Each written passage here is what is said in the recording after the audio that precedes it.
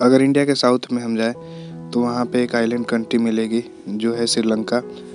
श्रीलंका आजकल economic crisis झेल रहा है क्योंकि इकोनॉमिक एक्टिविटी जो श्रीलंका में होती है उसका सबसे ज़्यादा स्रोत उसका टूरिज़्म है और कोविड के कारण टूरिज़्म सेक्टर काफ़ी ज़्यादा बंद पड़ा हुआ है। श्रीलंका के फॉरेक्स रिजर्व 1 से 1.5 बिलियन डॉलर के करीब बचा हुआ है। श्रीलंका के पास इतने भी पैसे नहीं बचे कि वो अपने लोन पे इंटरेस्ट पेमेंट कर सके।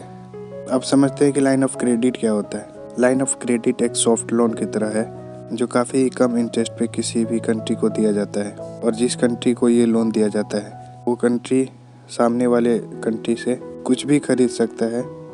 2018 में 450 मिलियन डॉलर का लाइन ऑफ क्रेडिट इंडिया ने दिया था। उस समय श्रीलंका की स्थिति कोई अच्छी नहीं थी।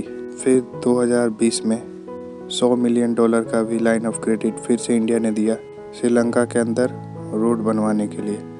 और रिसेंटली आरबीआई ने 900 मिलियन डॉलर का श्रीलंका के साथ करेंसी स्वैप एग्रीमेंट भी साइन किया है।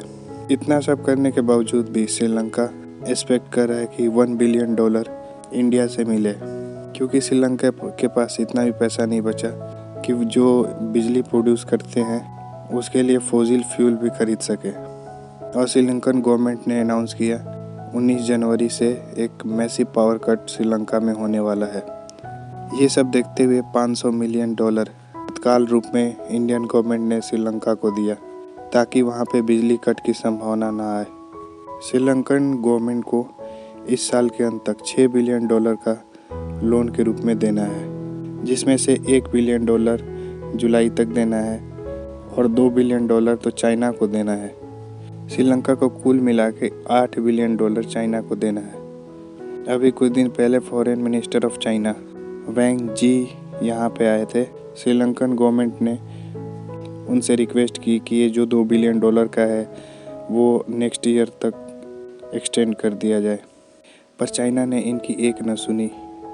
इंडिया ने इतने लाइन ऑफ क्रेडिट देके श्रीलंका को थोड़े समय के लिए जो भी इनकी क्राइसिस सिचुएशन थी उससे निजात दे दी है।